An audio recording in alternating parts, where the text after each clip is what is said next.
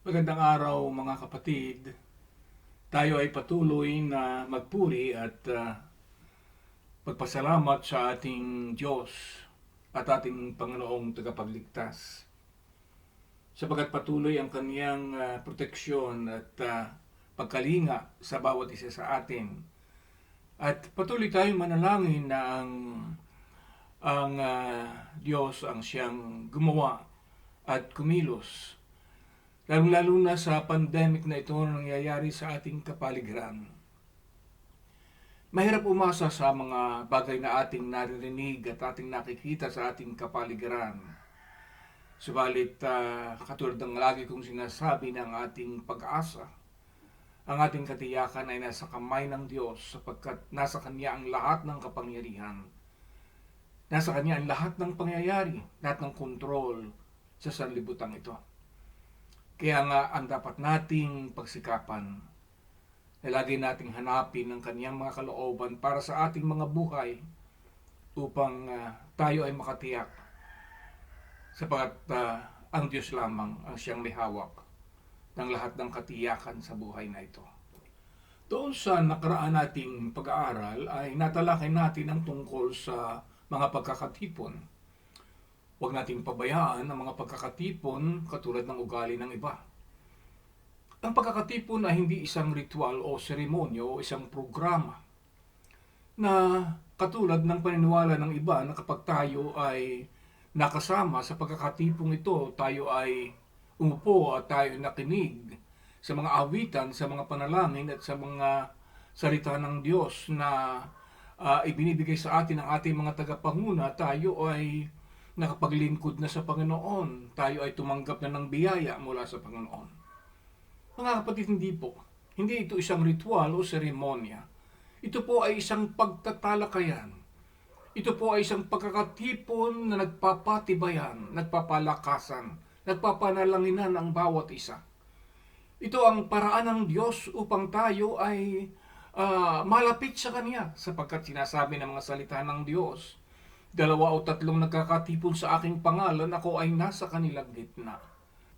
At dito kumikilos ang banal na Espiritu upang pagtibayin, palakasin ang ugnayan ng bawat isa sa atin. Upang ang pagmamahalan ang siyang mamagitan. Lumago ito.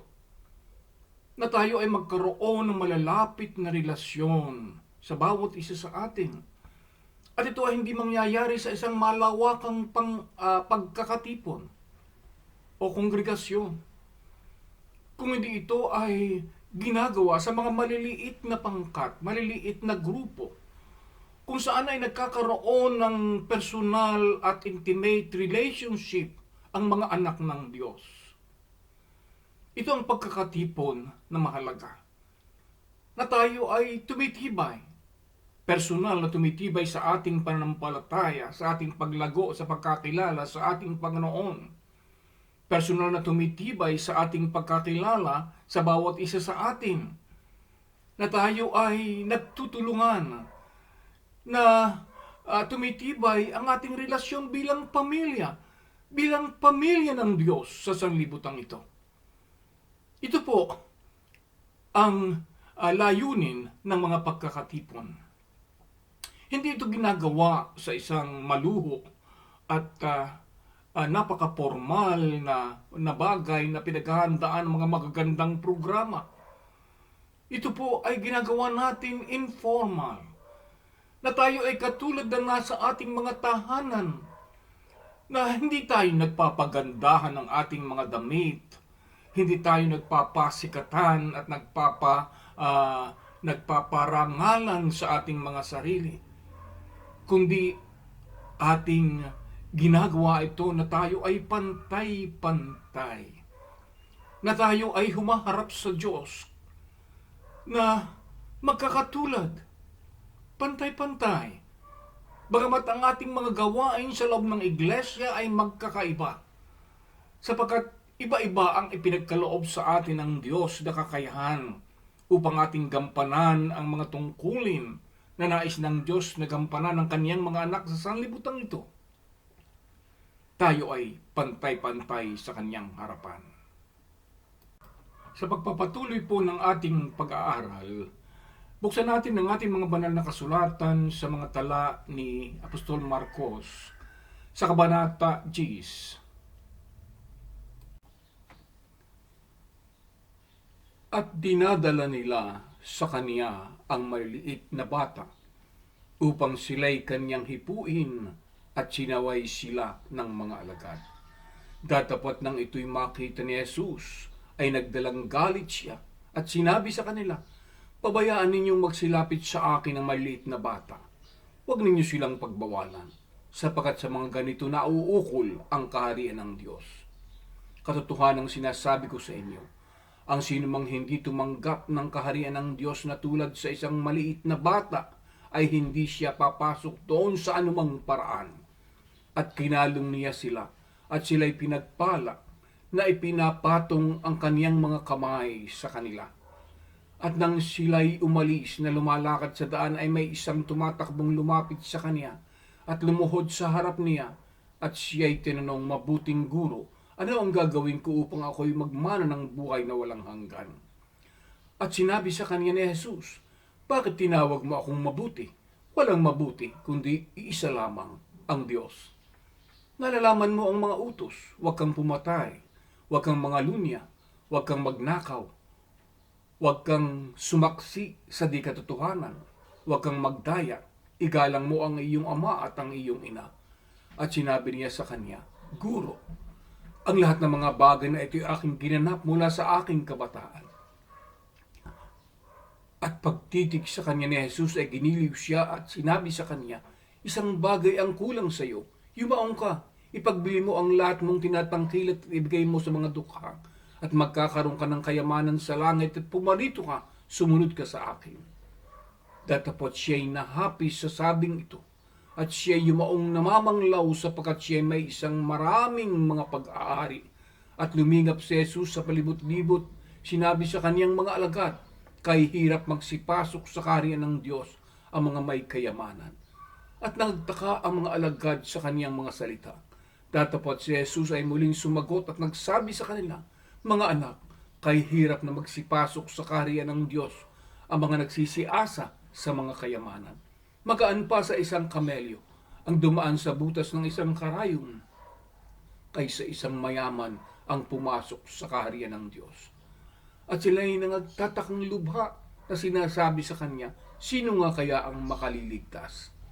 Pagtingin ni Jesus sa kanila, nagsabi, "Hindi maaari ito sa mga tao, datapot hindi gayon sa Diyos, sapagat ang lahat ng mga bagay ay may pangyayari sa Diyos."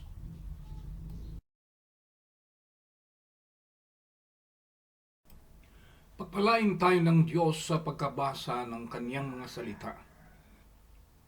Magpapasimula tayo sa isang pangyayari sa buhay ng ating Panginoong Hesukristo sa kaniyang pangangaral ng mga salita ng Diyos. Isang araw, ang senaryong ito ay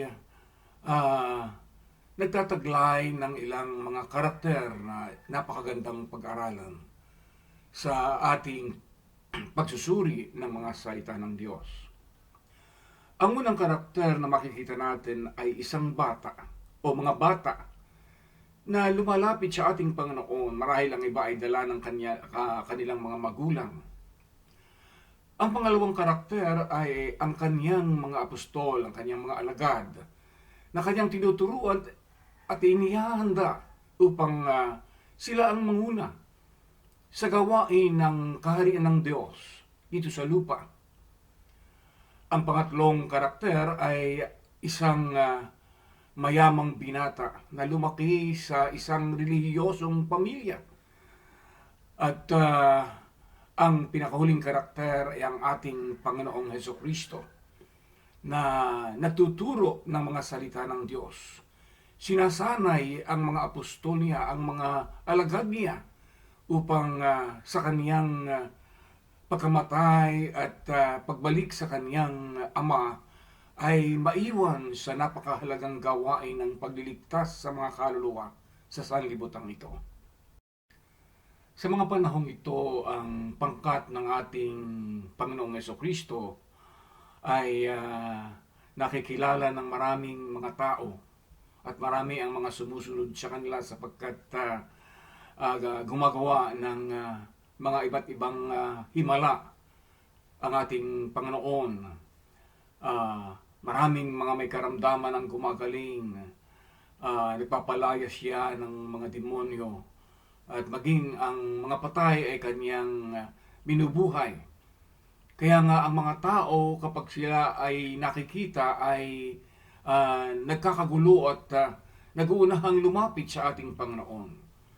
At sa panahon ito ng pangangaral ng ating Panginoon, maraming mga bata ang nais na makalapit at mahipo ang ating Panginoon at sila ay makatanggap ng pagpapala.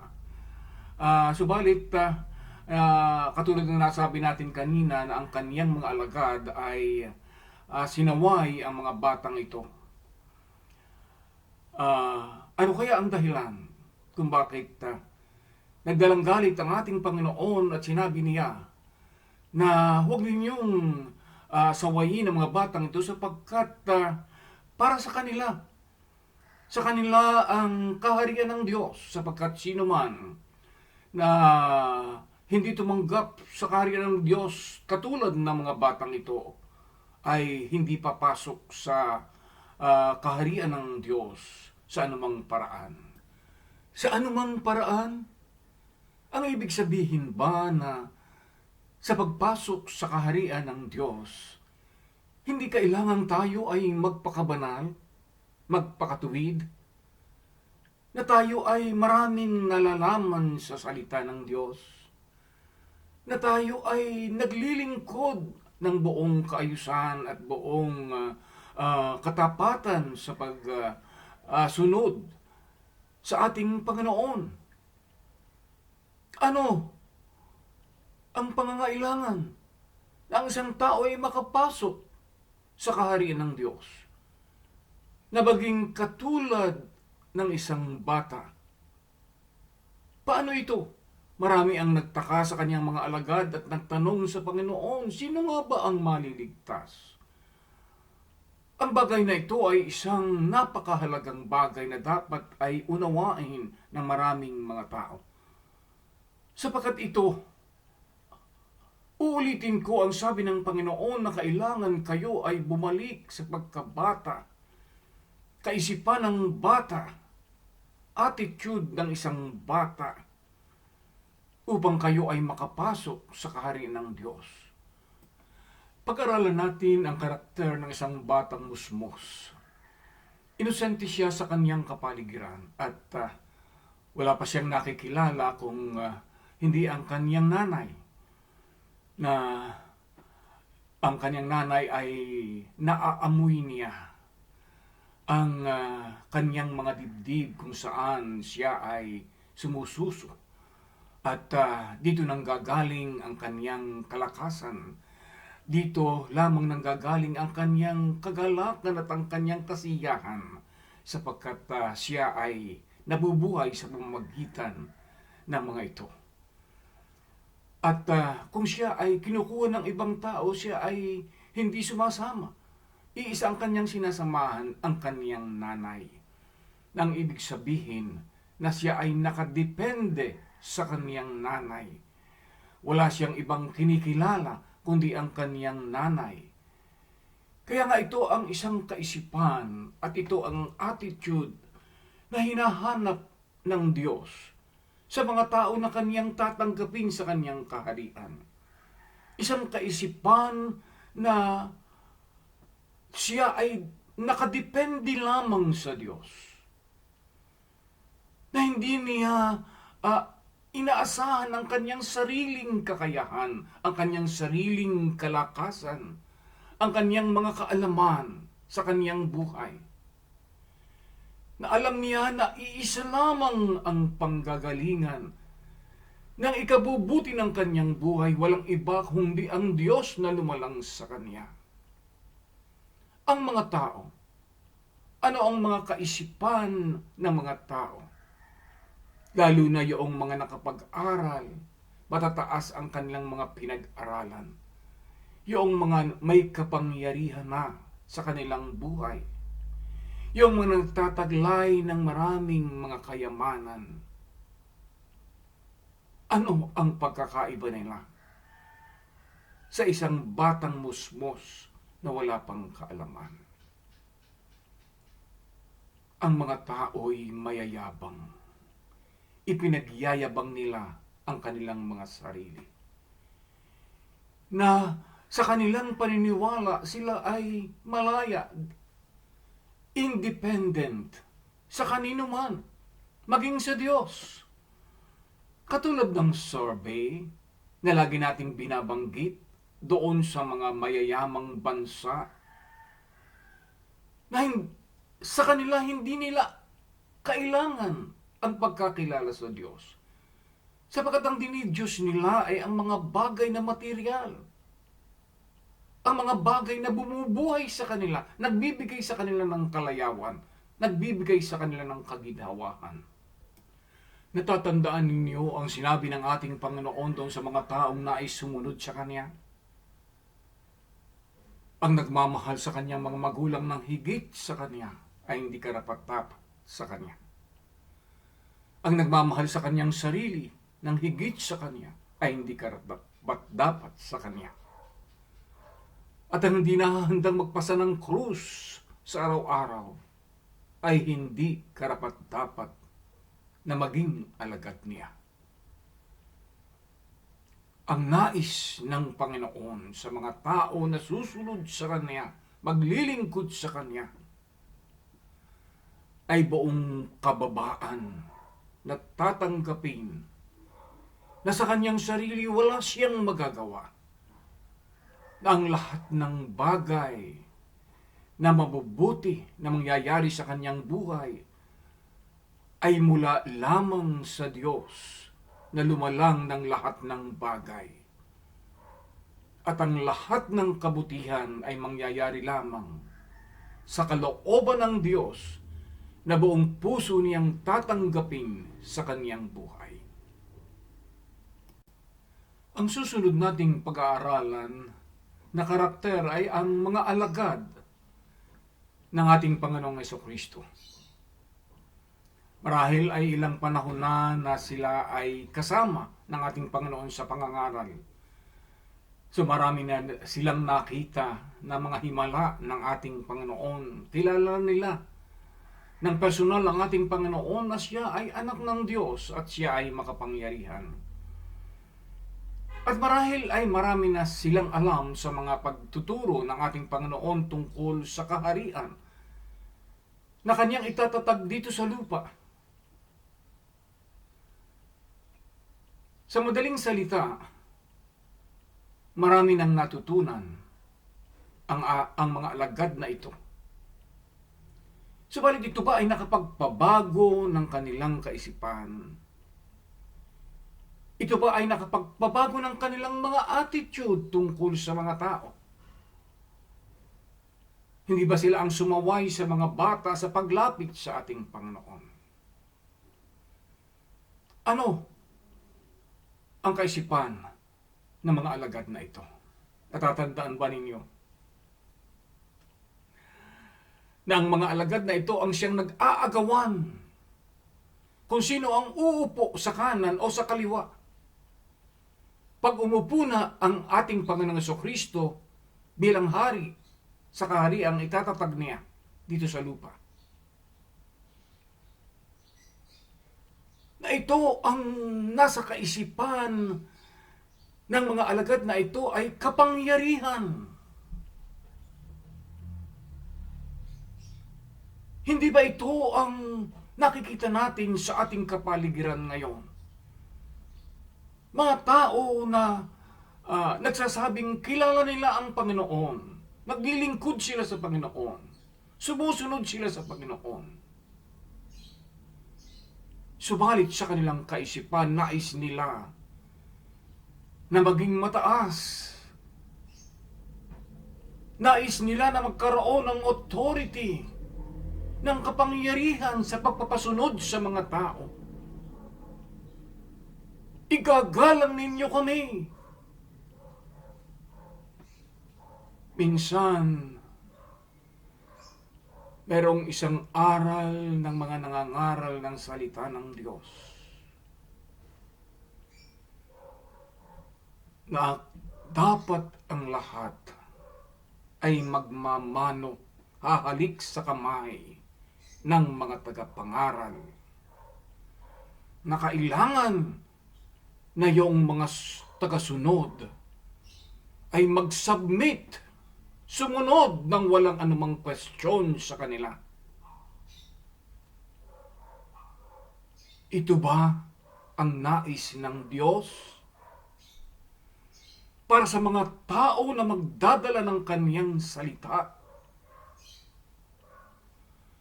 Naalaala kong muli ang tinatawag na the deeds of the Nicolaitans na kinamumuhian ng ating Panginoon.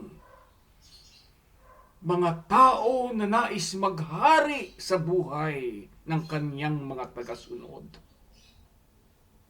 Nakalulungkot.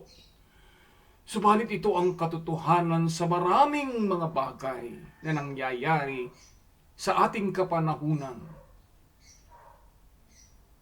tungkol sa mga salita ng Diyos, kabanalan, kaharian ng Diyos.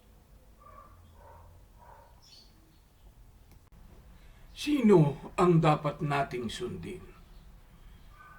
Sino ang dapat nating pagsukuan ng ating mga buhay? Walang iba, kundi si Kristo. Sa pamamagitan ng kaniyang mga salita, sapagkat siya lamang ang tao na perpekto. Walang pagkakamali. Ang mga tao'y nagkakamali. At hindi dapat pilitin ang paggalang at ang pagsunod. Ito ay bubukal. Ipangaral mo ang dalisay na salita ni Kristo. Sundin mo ang udyok ng banal na Espiritu sa iyong buhay. At ang mga mananampalataya, ang mga tunay na anak ng Diyos na kinakasihan ng Espiritu ng Diyos ay susunod. Hindi kailangang pilitin. Susunod sila. At kung mayroon taong may mag-persecute sa iyo, o umalimura sa iyo, ito ang mga tao na kaaway ng krus ni Kristo.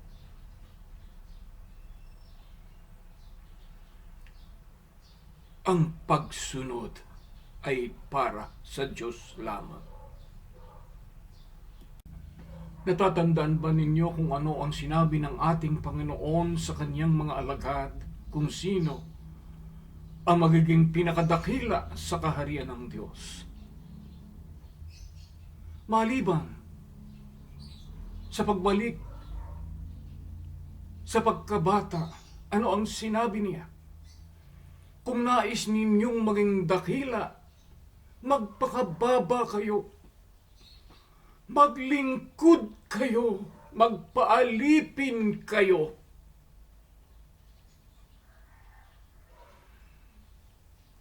Ang mga nagnanais maging dakila sa kaharian ng Diyos ay kailangang nahahanda na talikuran ang kaniyang sarili, magpasa ng krus, magpakababa, at maglingkod sa mga tao. Ito ang pamamaraan ng Diyos. Kabaliktaran sa sanlibutan ito. Sapagkat sinabi ng ating Panginoon sa mga hindi mananampalataya, ang mga tagapanguna ay pinaglilingkuran. Hinahalikan ng kanilang mga kamay. Sa inyo, hindi.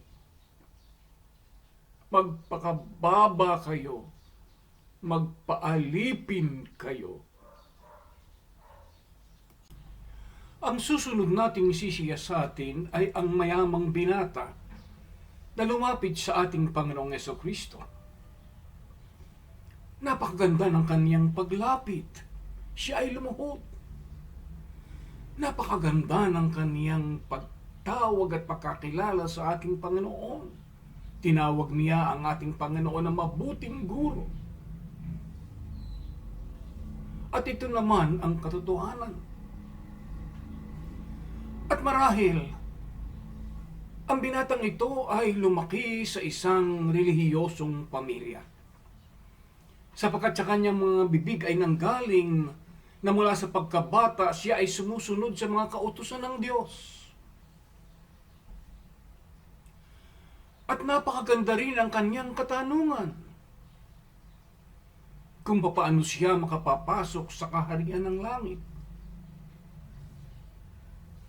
Nang ibig sabihin, sa matagal niyang pagsunod sa mga kautusan ng Diyos, ay hindi siya nakatitiyak kung siya ay papasok sa kalangitan o siya ay pupunta sa impyerno.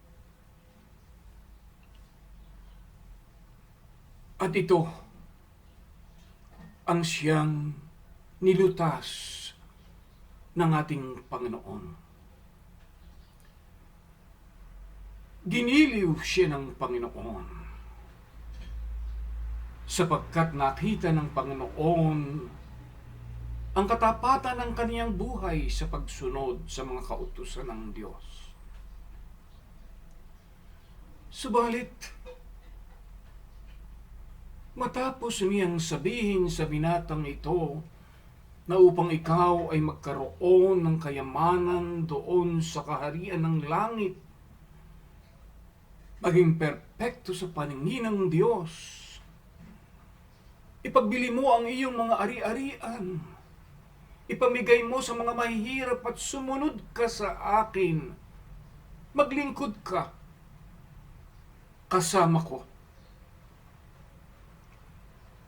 At ang taong ito ay malungkot na tumalikod sa ating Panginoon sapagkat hindi niya kaya na talikuran ang sanlibutan ito, ipagpalit sa paglilingkod sa ating Panginoong Hesukristo. At ito ang larawan ng sangkakristyanuhan sa panahong ito, na marami ang nagsisikap na maging mabuti sa kanilang buhay sa pagsunod sa kanilang mga relihiyon.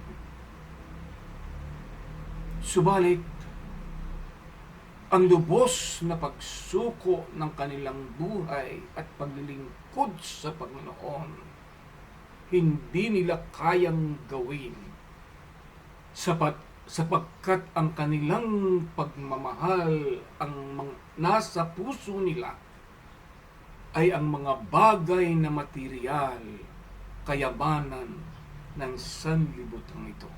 Nakakalungkot. Subalit ito ang katotohanan. Ang huling karakter ng ating pag-aaralan ay walang iba kundi ang ating Panginoong Hesukristo, na sinasabi ng kasulatan na mula doon sa sinapupunan ng Ama, na kung saan siya ay sinasamba ng mga anghel, siya ay bumaba at nagkatawang tao upang maging alipin. Alipin hanggang doon sa kamatayan sa krus, upang tubusin ang kasalanan ng mga tao. At sa kanyang pangangaral at sa kanyang paghahanda ng kanyang mga alagad ay ipinakita niya kung ano ang dapat maging buhay at attitude ng kanyang mga alagad dito sa lupa. Nang sabi niya,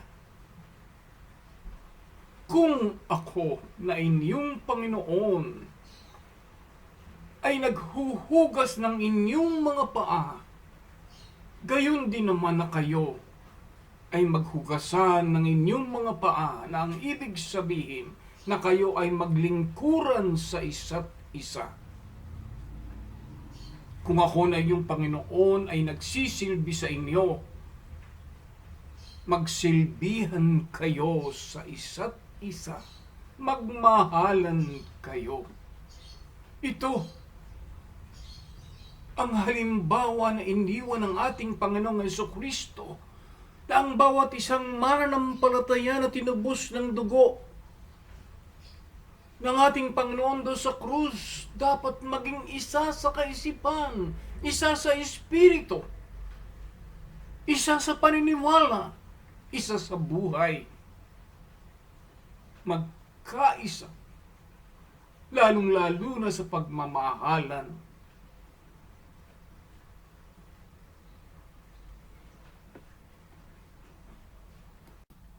Mga kapatid at mga kaibigan, ito ang buhay na nais makita ng Diyos sa bawat isa sa atin. Doon sa nais na sumunod at maglingkod sa ating Panginoon. Nawa patnubayan tayo ng banal na Espiritu na bagampanan natin ang lahat ng ito sa kaluwalhatian ng ating Panginoong Jesucristo. Amen.